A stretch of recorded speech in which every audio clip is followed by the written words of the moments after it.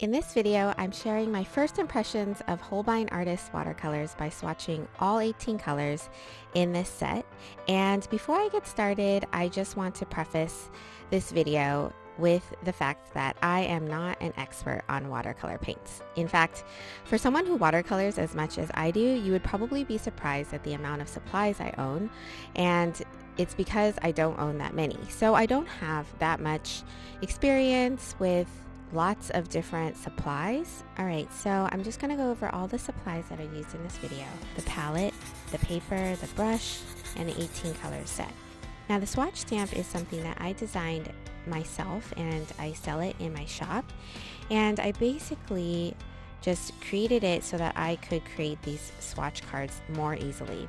So basically the cards are cut from Artist paper on size that's 2" by 2", and then the stamp is basically just stamped directly onto the paper using waterproof ink. And so you can see here that there's 18 of them, and so I'm just going to be swatching on top of these, and then that's it. So I'm really excited to try all of this out. It's the paints, including the palette, because I haven't used this palette before either. The brush I'm familiar with because I like Grumbacher a lot. I also like Princeton, and Mr. Art has both of them on their website, and so you can get either of those there through their online store. But yeah, so I love also the Arches paper. Arches is probably my favorite paper, and so I like to do all of my swatch cards using Arches pad paper, and so I just think it looks the best, and it's archival, and I just like keeping it consistent so that all the swatch cards in my library are done on the same paper. Alright, so let's get started. So this palette is made by Mijello Mission. Hopefully I'm saying that right, but it's Mission Mijello, and it is brand out of Korea from what I understand, and I don't know, let's open it up and take a look. Okay, so this is a flip top palette. Let's just move this out of the way. And basically what's really cool about this is that it has 18 wells and really large mixing area, and actually has a removable clear tray that you can take out and actually use as an extra mixing area. I think that's what it says here on the box. So it is supposedly leak proof. It's like I said, there's a removable clear tray, and apparently it keeps the colors really fresh, and it says that the colors for your watercolor paints appear the same both on the palette and on the watercolor paper. So that's something that's important, is using white in a palette generally. It allows you to see the color that the paint will be when you put it on paper. But let's see if that's really true. I'm not really sure, because when you squeeze paints out into a palette, they don't necessarily look exactly the same as they would on your paper, because it's like concentrated. So let's just take a look and start start squeezing these tubes out into the palette. So we're gonna go, I think what I'm gonna do is I like to go in order. So it'll probably go, I'm gonna go this way.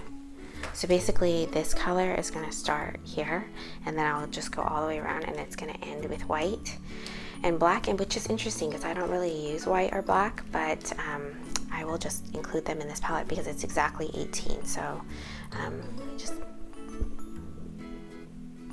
Alright, so this first color is Crimson Lake. So maybe we'll speed this up so that you don't have to watch the whole thing. But I'm just one by one going to squeeze them into the palette, and I actually think I'm not going to squeeze them really full. I'll probably just go maybe halfway up so that I don't use up the entire tube. Alright, so this set of 18 Holbein Artist Watercolors comes in tubes, as you can see, which means that they need to be squeezed out in order to be used. So I will be squeezing all 18 colors out into this fusion palette, and because it's an 18 well palette, all of these colors are going to fit perfectly.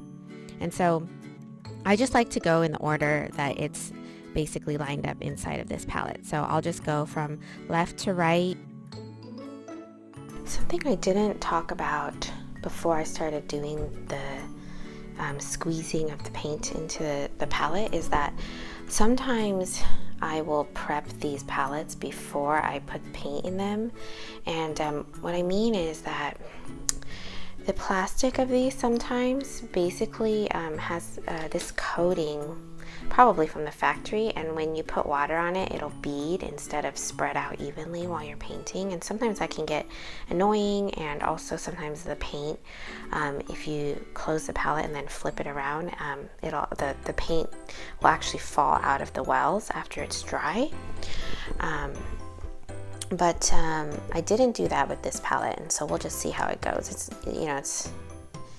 not the end of the world, so I don't mind too much.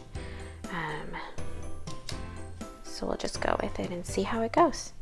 And then if you didn't already know, it is totally okay to squeeze paints out into your palette, or squeeze watercolors in particular out into your palette, and then to let them dry and leave them like that, because all you need to do is add water to rehydrate them. So I like to use my paints like this. So I like to squeeze them out all beforehand and then just leave them in the palette and then re-wet them with water.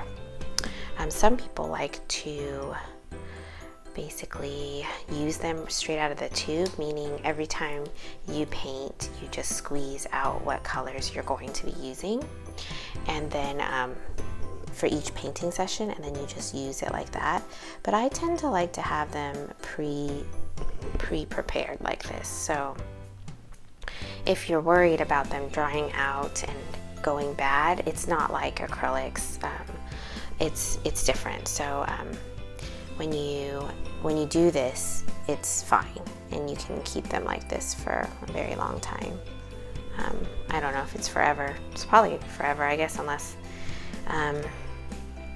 some of these paints, the binders that they use to make them are honey or some kind of other organic material, and it's possible if you keep your palette damp that it'll grow mold, like your paints will grow mold. But for the most part, I just after I'm done using them, I just leave the palette open. I let it dry out, all the water, let all the water evaporate, and then it's fine.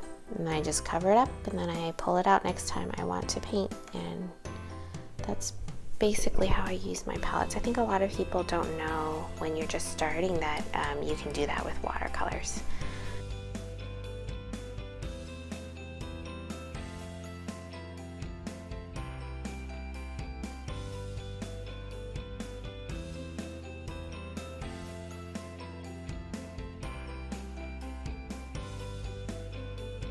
Alright, so I've squeezed all of the colors into all 18 wells. I love that it's a perfect match, and so it's really satisfying to see all the colors in a rainbow like that. So let's get to swatching now.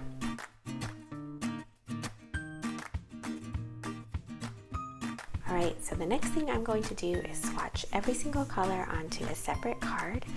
And if you don't know what these cards are, or what swatch cards are, if you haven't ever seen anybody make them before, I'll just briefly explain what they are, and then you'll see as I swatch what they end up looking like. So these swatch cards are individual cards for every single color, and you can do this with every single color in your paint collection so that you have a library of these reference cards, and you can always reference back to what the color looks like when it's swatched onto paper. It'll have the color name, the brand or the manufacturer, a couple of different washes to show you the different tests that you can do and what color it is. I like to include a staining or lifting test, and then also you can note the pigment color. So you can basically record anything you want onto these cards. This just happens to be the way that I do it, and I came up with this design, and I've hand-drawn many of them. I think I hand drew over 80 of them before I decided that it was time to make a stamp.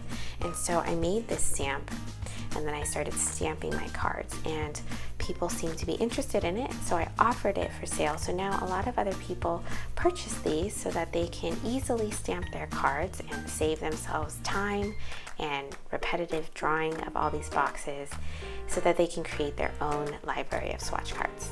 So now what I'm going to do before I actually swatch the colors is write down the names of each color, and then I like to put an indicator for the brand or the manufacturer so that I can remember who it's by, since I have a library of colors from different lines.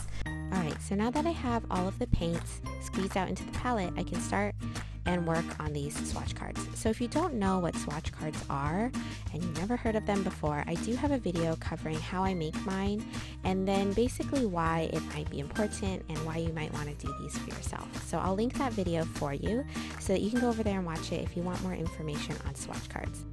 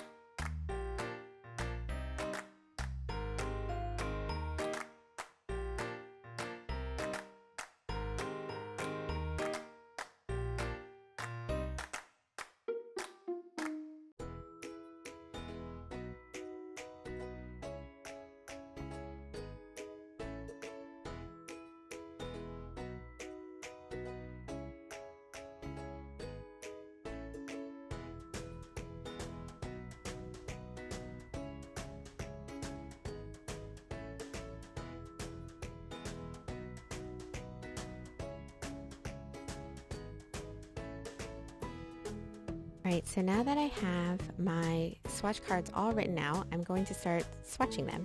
And I am going to start from the left and then work my way all the way around to the right.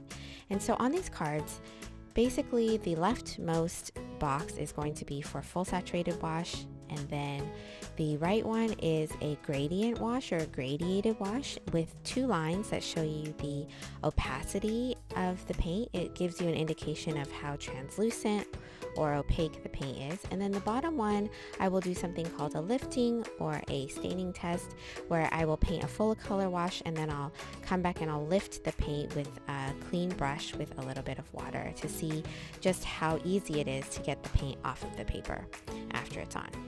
I want this to be a very saturated wash, so not too diluted, so enough pigment so that it's the true kind of saturated version of the color.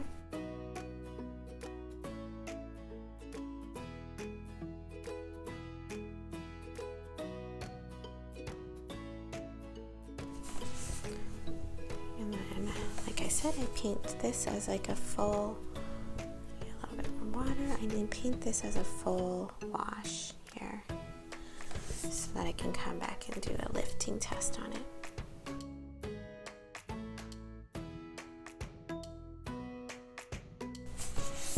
Right, and then here I do a graduated wash or a gradient wash. So basically I start with a full saturation at the top, and then I'll slowly add water as I go down.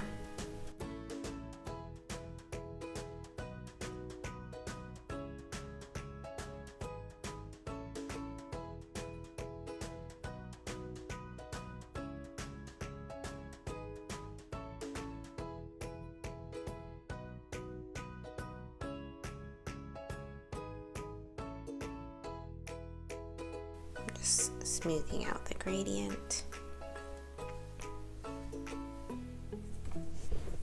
Okay, so that is a completed card, and we're just waiting for this color to dry.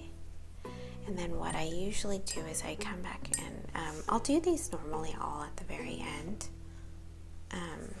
So I'm going to wait for this to dry a little bit more. But then I basically have a clean brush, relatively dry. And then I'll come in and once this is dry, I'll come in and pick up the, lift up the paint, and I'll show you what that looks like. Like I said, there's a little bit of water on this brush. It's not too wet. I'm going to come in here and I basically will scrub. It's kind of like scrubbing at the paper, and then you'll see that the paint will start to lift a little bit. Try that on. Come back here a little bit more. So this tells me it's more of a staining color. So you can kind of see there that I can lift the paint up a little bit. So that's just kind of the lifting or test that I do in this box. All right, so that completes one single box, and then now I'm just going to go through and do the exact same thing and swatch all of the rest of the colors. Alright, so now as I swatch the rest of my paints, I wanted to talk about some of the qualities that I look for in watercolor paints, and then my impressions of Holbein in relation to these qualities that I look for in paints. Alright, so just as a disclaimer, none of these terms that I'm going to use right now are industry specific or not technical. I, in my own way, have made them up and applied them to just how I feel about painting with paints and what I look for in my paints. And so please don't take this as, expert technical jargon. It's not. And so I just want to put that out there before I go into this. So if you're okay with me just talking about paints as the way that I use them, then please continue listening. And I just want to share how I feel about working with these paints and just working with paints in general. All right, so what I look for in watercolor paints are 4 different things. And the first is pigmentation. So I like to see how pigmented the paints are, and do I get a nice rich color when I add water and then take it to the paper and I paint with it. And then the second thing is smoothness. So what I mean by this is, how does the paint feel when I add water to it? Is it creamy? I've used the word buttery before, but basically, is it smooth and creamy, or is it grainy and sticky? So paints, sometimes I've encountered, they just feel different when you're painting with them, and I really enjoy painting with very smooth and creamy paints. The third thing is re-wetting. So I look at whether or not it's easy to rehydrate from a dry state. So what I mean by this is, after I squeeze it out into a palette and then it's dried overnight, when I come back and I add water to it, how difficult is it to get the paint to rehydrate? Do I have to work at it? Do I have to continue to kind of brush my brush back and forth with a bunch of water? Do I need to wait for a while for the water to penetrate the paint to get it to rehydrate? So those are the things I look for when I'm looking at the ability or ease of re-wetting. The fourth thing is depth of color. So I look at whether or not the colors have dimension to them, or whether or not they're flat. So some colors and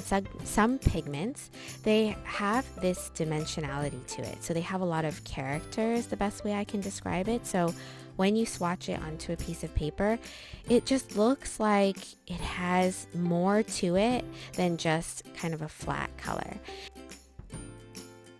All right, so now that you know the qualities that I look for when I'm looking at paints, I'll just go over the qualities as they relate to these Holbein Artist Watercolors.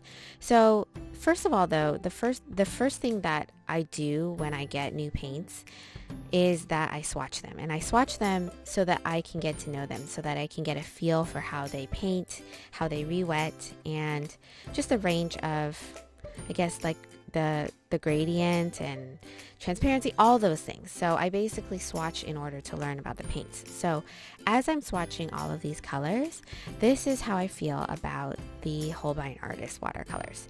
So in terms of pigmentation, I think that they're beautifully pigmented. The colors are really deep, and it's really easy to get a saturated wash. Now, granted, I am painting these swatches from tube paint that's squeezed right out, so it's fresh, and when you're painting with freshly squeezed paint, it's a lot easier to get a saturated wash. So what I did after this was I went back and I waited for the paint to dry. So the next day I came back and then I tried it again, and it really was still just as saturated and pigmented, even coming back and re-wetting it. So I'll go over the re-wetting in that characteristic when I get there. But moving on to smoothness.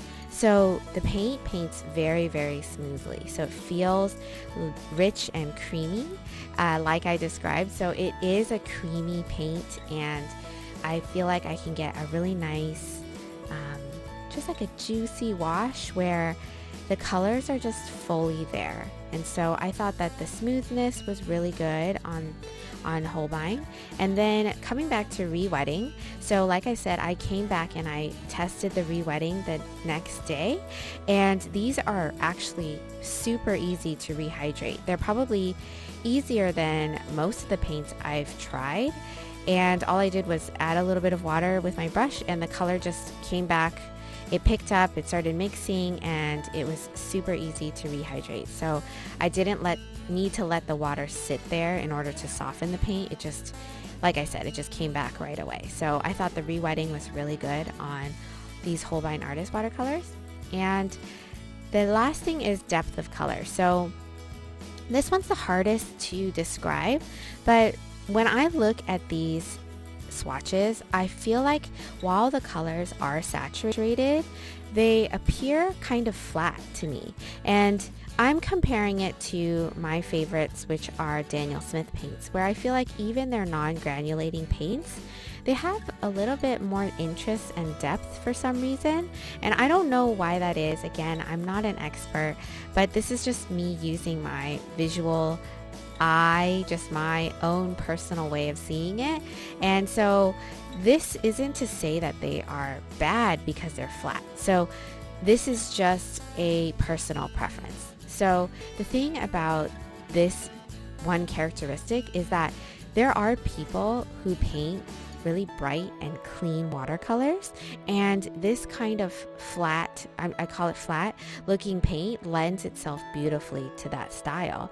And if you're doing, in my opinion, more like maybe urban scenes or animals or something that you want to bring in texture, then paints that have more depth and more dimension and even granulation, that's going to help bring out texture in paintings. And that's probably why I prefer granulating paints, and also just paints that have a little bit more depth and dimension to it.